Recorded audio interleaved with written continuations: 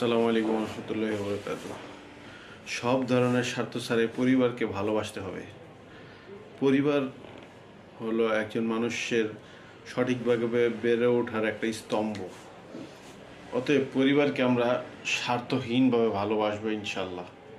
কারণ দেখুন, অনেকে হয়তো ওয়াইফকে ভালোবাসে তাকে পাওয়ার বা ভোগ করার উদ্দেশ্যে, মা বাবাকে ভালোবাসে তার সম্পদ পাওয়ার স্বার্থে।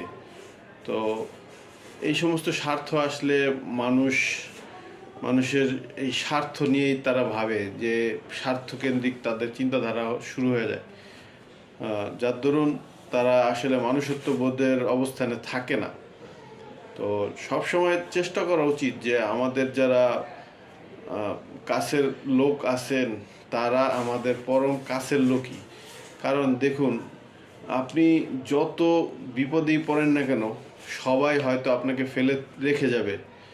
বন্ধু বান্ধব, আত্মীয় স্বজন, এটা সেটা সবাই হয়তো রেখে যাবে। হয়তো ফ্যামিলির ওয়াইফ, বাবা মা, যারা রিলেটিভ, একদম কাছের লোক যারা আপনাকে ভালোবাসে, তারা কখনো আপনাকে অ্যাভয়েড করতে পারবে না। অতএব আমরা কখনো ফ্যামিলির লোককে অ্যাভয়েড করে চলবো না ইনশাল্লাহ। আর ওদেরকেও স্বার্থের কারণে ভালোবাসবো না, স্বার্থহীনভাবে ভালোবাসবো।